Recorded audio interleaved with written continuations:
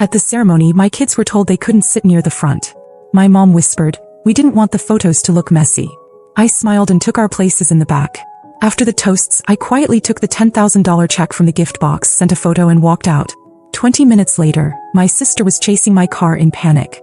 I stopped and without thinking twice, There's nothing worse than being somewhere you're not wanted, especially when it's your own family doing the looking. That tight smile they give, the sideways glances like you showed up wearing something stained or said the wrong thing just by existing. And the worst part is you can't leave, because it's your mother's voice whispering across the aisle. Because it's your sister in the white dress. Because your kids are watching. It started with the seats. The ushers were placing people in the front rows. My kids and I were right there, dressed up, hair combed, trying our best to blend in. My youngest was holding the little program upside down. It was innocent. Harmless. But my mom leaned over to Amanda and said, "Not quietly enough, we don't want the photos to look messy." Just like that. My kids heard it. I heard it. I took a breath and stepped back. I didn't argue. I didn't cry.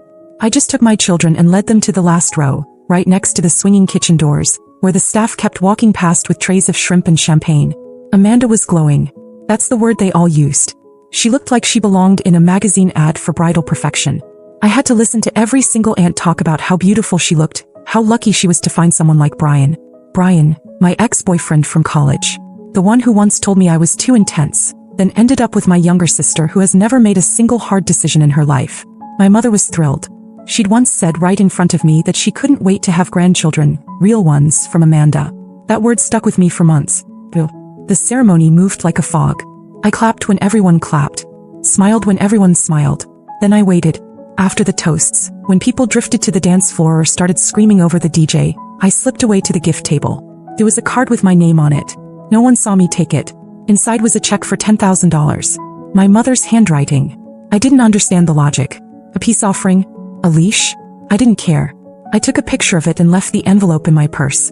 My kids were half asleep when we got in the car. I drove silently, trying not to think too much, until I saw headlights behind me swerving into the shoulder. It was Amanda. She jumped out before the car even stopped, still in her dress, barefoot, chasing me. I pulled over. Not because she deserved it, but because I was curious what she'd say. She ran up to my window, tears already spilling, asking me to roll it down. I did, just enough to hear her say they needed the money, that it wasn't mine to take. I didn't argue. I just took out a single $1,000 bill and handed it through the crack. "This is enough." He took it. He said thank you, and I drove away. They showed up early like guilt had set an alarm. I was still in pajamas, feeding the kids toast and strawberries when I saw their car pull into the driveway. Beige SUV. Beige coats. Beige faces. My mom and dad looked like they were arriving for a funeral, and in a way they were, just not the kind they were expecting. I didn't open the door right away. I took my time. Let the kids finish eating. My oldest glanced out the window and asked if he had to go upstairs. I just nodded. He knew the routine by now. When I finally let them in, my mom wasted no time. "You've embarrassed us." That's how she started. No hello, no good morning, just those words like she'd been rehearsing them since sunrise. My dad stood behind her, silent, hands in his coat pockets like he wasn't sure if he was a part of this or just the audience. She said I humiliated the family. That people were talking. That Aunt Valerie was appalled. That cousins I hadn't spoken to in years were calling her to ask what kind of person steals from a wedding. I let her rant. I just stood there, arms crossed, not saying a word. It was like watching someone perform for a camera that wasn't there. Then she pivoted.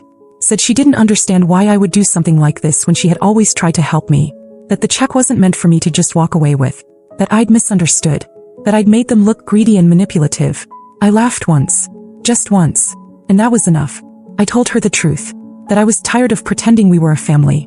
That she'd spent years making sure I knew I was the extra piece in her perfect puzzle. That she made it clear she saw my kids as chaos, not joy. That she went out of her way to celebrate Amanda while treating me like the help.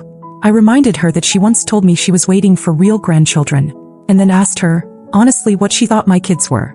A mistake? A blemish on her family photos? She started crying then. Big, loud, messy crying. Said I was cruel. That she was suffering. That everything she did was out of love. That I was ungrateful and unstable and ruining everything just like always. My dad finally stepped forward and tried to speak, but I cut him off. I told them I was done.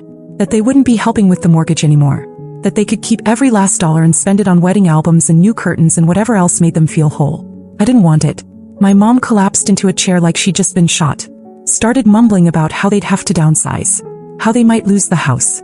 How she couldn't believe her own daughter would do this to her. I didn't budge. I asked them to leave. Politely. Directly. And when they didn't move, I opened the door and waited. He cried all the way down the porch. My dad didn't look back. When I closed the door, I locked it for the first time in months. And for once, it felt like I wasn't locking anyone out. I was locking peace in. By Monday morning, the phone calls started. First Amanda, then my mom, then Amanda again. All voicemails, all dramatic.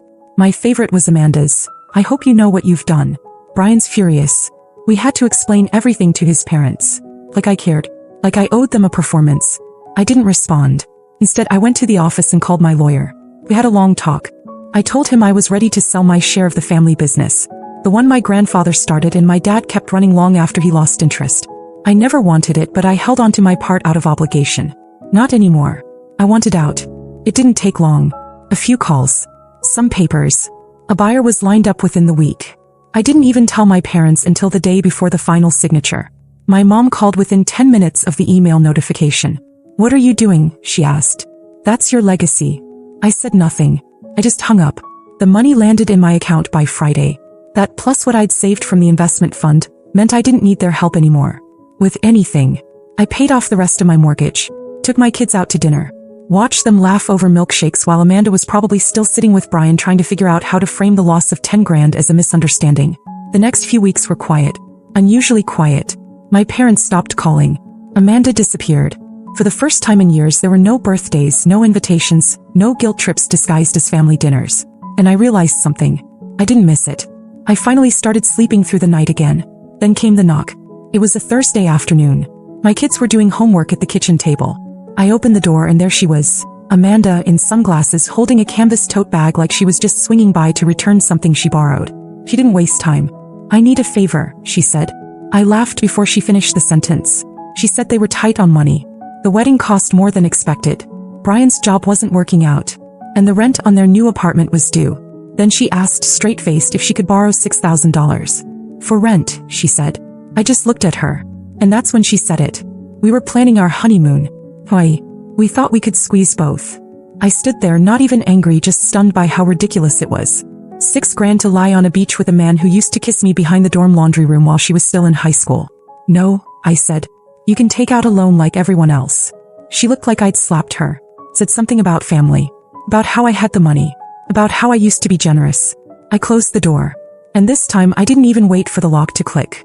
A week after the Hawaii request, I got a text from a number I didn't recognize. "You don't have to be cruel. Amanda made a mistake. Think about your nieces and nephews someday." It was my mother.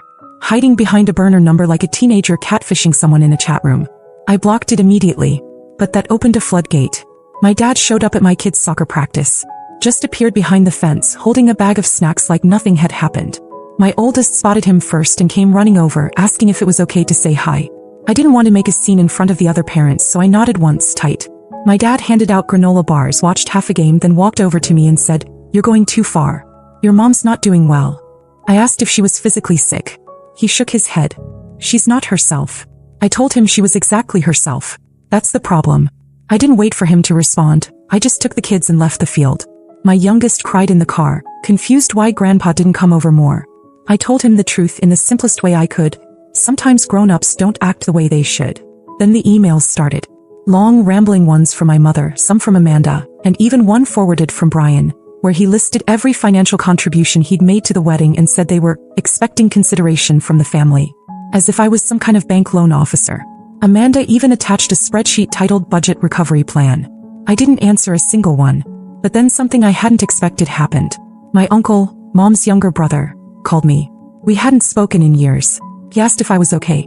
Said he heard things got messy, but that not everyone in the family agreed with what my mother and Amanda were doing. That he respected me for walking away. That part stunned me. 2 days later, I got a card in the mail. A real card, handwritten. It was from my cousin Janine, who I hadn't seen since we were both forced to sing at Amanda's Sweet 16. She wrote, "We always knew you were the strong one. Wish I'd said it earlier." Support started to trickle in.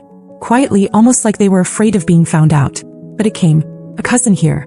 An aunt there.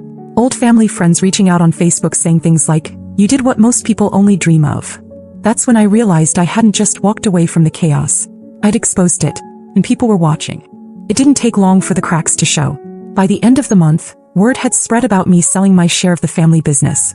Apparently, my dad didn't know the full extent of what I'd done until the papers were already signed and the funds had cleared.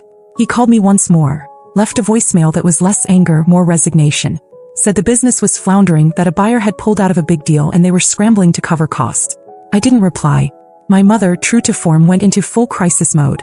From what I heard, she told people I had mental health problems, that the stress of being a single mother had changed me, that I was unstable, vindictive, that she was praying for me, all while sending emails to my extended family begging for money to save the legacy. It backfired.